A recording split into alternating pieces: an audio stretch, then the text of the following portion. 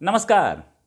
प्रधानमंत्री इमरान खान, पाकिस्तान के प्रधानमंत्री इमरान खान ने फ़ोन किया व्लादिमीर पुतिन को, रशिया के राष्ट्रपति को, और उनकी तारीफ की और उनको धन्यवाद किया कि उन्होंने इस्लामोफोबिया के को बेनकाब किया। उन्होंने ये भी सेंटेंस बोला था कि प्रॉफेट मोहम्मद की इंसल्ट करना कोई freedom of speech and expression नहीं है।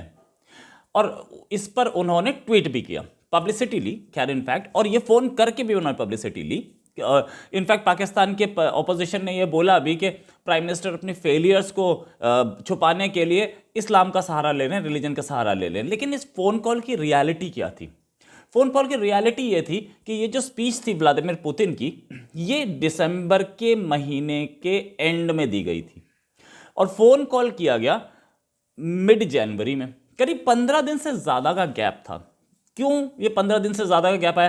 क्या इमरान खान ने 15 दिन पुराना अखबार पढ़ लिया था, या उन्हें तब पता चला कि ऐसा बोला है इसलिए? नहीं, ऐसा नहीं है।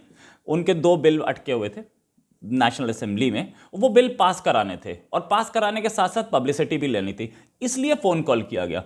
15 दिन बाद बधाई देने का मुझे तो मतलब नहीं लगता। और एक चीज़ और, वो ये भी सोच रहे थे कि व्लादिमीर पुतिन आए इंडिया आकर के बातचीत करके और कॉन्ट्रैक्ट साइन करके चले गए। मेरे को तो फ़ोन भी नहीं किया, मेरे पास क्यों आया? वैसे तो बाइडेन का फ़ोन आ ही नहीं रहा लेकिन व्लादिमीर पुतिन से भी कोई बातचीत नहीं हो रही, वो आ नहीं रहे। क्यों नहीं आ रहे? इंडिया विजिट करके चले गए और मेरे पास नहीं आए। यहाँ मैं अपनी पब्लिक को क्या बताऊंगा? क्योंकि वैसे तो हम बताते हैं कि बड़ा महान कंट्री है, हमारे बिना पूरी दुनिया में से किसी का काम नहीं चलना, और हम एकदम सेंटर ऑफ स्टेज में हैं, स्ट्रेटेजिकली हमारी पोजीशन ऐसी है कि हमारे बिना कंट्री नहीं चल सकते। तो पुतिन क्यों नहीं आए? इंडिया आए थे, एक स्टॉप वहाँ भी मार लेते, 2 घंटे का 3 घंटे का मार तो सकते थे, नहीं मारा और चले गए वापस।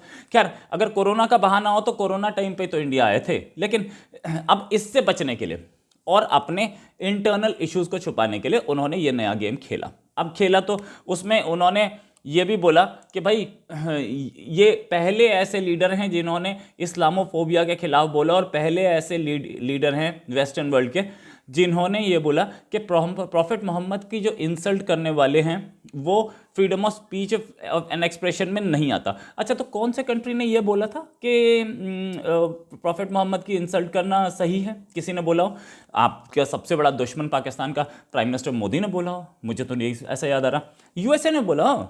इजराइल ने बोला हो? इजराइल तो आपका पूरा अरब वर्ल्ड का दुश्मन है। खैर, अब तो नहीं रह गया, अब तो इब्राहिमिक अकॉर्ड्स हो गए इजराइल के साथ, और वहाँ पे अरब वर्ल्ड ही उनसे अच्छी दोस्ती बना रहा है। अभी तो पता लगा कि इंडोनेशिया का भी एक डेलीगेशन गया था। इंडोनेशिया से रिलेशंस नहीं है, कोई डिप्लोमेटिक रिलेशंस नहीं है इसराइल के, लेकिन इंडोनेशिया का एक डेलीगेशन गया था इसराइल, जाके कोविड पे बातचीत करके आया। कोविड पे बातचीत बहाना थी, बाकी बातचीत हुई होंगी। कोविड पे बात करने के लिए WHO थी और दूसरे इतने सारे कंट्रीज थे, इंडिया था, बाकी कंट्रीज में कर सकते थे। इसराइल से ही कोई कोविड ज़्यादा अच्छा चल रहा था क्या? खैर एनीवेज, ये सारी कहानियाँ और बहानों से बाहर निकलें। अब इंडोनेशिया, जो कंट्रीज इसराइल को रिकॉग्निशन नहीं देता था, उसके डेलीगेशन भी विजिट करने लगे। लेकिन पाकिस्तान आ रहा है, पाकिस्तान आ रहा है कि फिलिस्तीन को आज़ादी दी जाए, तमाम बात करेंगे। एक अरब वर्ल्ड की कॉन्फ्लिक्ट में घुसे ही है, ऐसे ही फ्रांस वाले में भी घुसे थे और इनको पता है इनके अपने अंदर खून खराबा हो गया था। खैर, जहाँ तक बात ये कि इस्लामोफोबिया कैसे फैलता है और इस्लामोफोबिया करता कौन है, ये इस्लामोफोबिया कैसे फैलता है पता है? अभी सिनेगॉग में हुआ था अमेरिका में, टेक्सास में, डैलस में। वो सिनेगॉग में होस्टेज क्राइसिस हुई थी। किस वजह से हुई थी? वो एक अलकायदा लेडी, अलकायदा नाम की लेडी थी जिनका नाम आफिया सिद्दीकी था। उनको छुड़वाने के लिए यही आफिया सिद्दीकी, इसी आफिया सिद्दीकी को हक दिलवाने का programme prime minister Imran Khan के मैनिफेस्टो में था जब उन्होंने इलेक्शन लड़ा था पिछला। अब आफिया सिद्दीकी पे क्यों नहीं बोला गया? इसलिए नहीं बोला गया क्योंकि उस समय वोट लेने के लिए इस्लाम का सहारा यूज़ हो रहा था। इनफैक्ट ट्वीट किया और उन्होंने ये भी बोला कि आप हमारे कंट्री आइए और हम आपके कंट्री आएंगे। तो दोनों ने एक दूसरे को बुला तो लिया, लेकिन विजिट कब होगी पता नहीं। साथ में बातचीत हुई कि अफ़गानिस्तान की सिचुएशन ख़राब है और हमें अफ़गानिस्तान में हेल्प भेजनी पड़ेगी। ये रशिया के फेवर की बात है।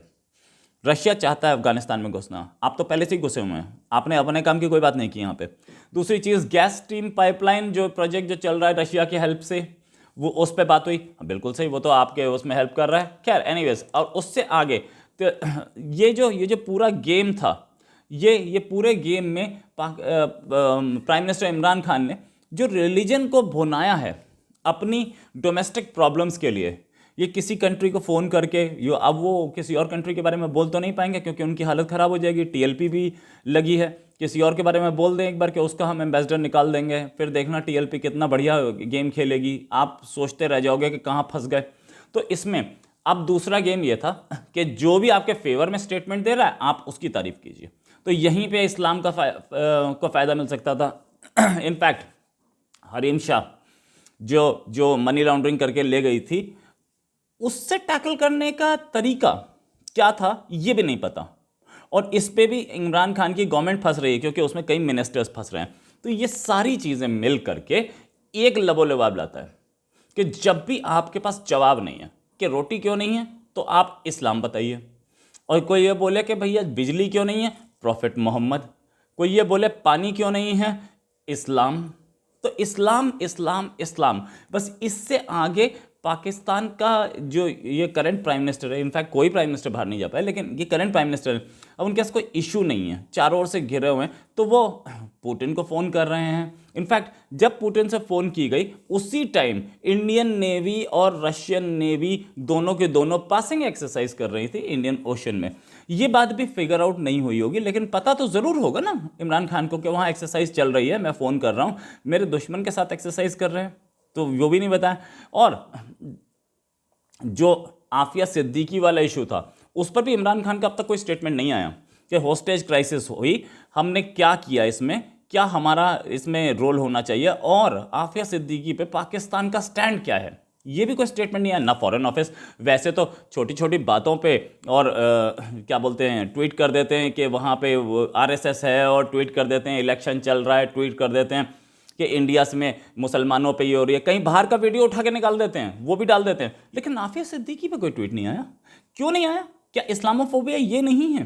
भाई किसी कंट्री में आप लोगों को होस्टेज बना लेंगे इस्लाम के नाम पे, तो क्या दूसरा कंट्री आपसे उम्मीद नहीं करेगा कि आप इसको कंडेम करें, पाकिस्तान कंडेम करे? नहीं, आपने तो नहीं किया ना, दूसरा कंट्री तो करेगा ट्वीट, कोई उम्मीद करेगा आपसे, आपने तो नहीं किया। और आपने नहीं किया, क्यों नहीं किया? क्योंकि आपकी अपनी इंटरनल कॉन्स्टिट्यूएंसी को, यानी कि आप पाकिस्तान के लोगों को वोट करने के लिए प्रोत्साहित कर रहे हैं कि मैं इस्लाम के लिए काम कर रहा हूँ, मैं आफिया से देश की बहन के लिए काम कर रहा हूँ, देश की बेटी के लिए काम कर रहा हूँ, इसलिए आप करें। आफिया सिद्दीकी पे आपकी चुप्पी और पाकिस्तान के फॉरेन ऑफिस की चुप्पी कुछ बताती है कि कहीं ना कहीं इंटरनल सपोर्ट बहुत क्लियर है।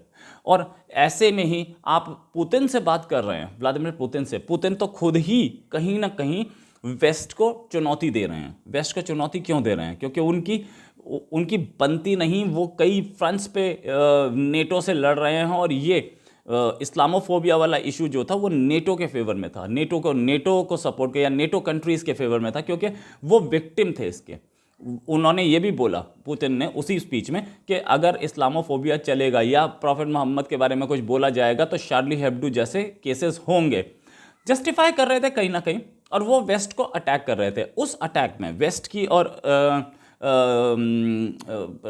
नेटो कंट्रीज़ और अमेरिका की जो जॉइंट एक गठबंधन है, उसमें उसकी जो लड़ाई चल रही है रशिया से, उसमें पाकिस्तान ने अपनी टांग फंसाई। अब ये टांग कहाँ तक फंसी रहेगी ये देखना अभी बाकी नहीं है, लेकिन बाकी तो इनफैक्ट है, लेकिन यही देखना बाकी नहीं है, अभी बहुत कुछ और दिखेगा। इस पर जो रिएक्शंस आएंगे अमेरिका के और बाकी कंट्रीज़ के, वो भी पता लगेंगे। इसी के साथ एक और खबर के साथ फिर हाजिर होंगे। नमस्कार, जय हिंद।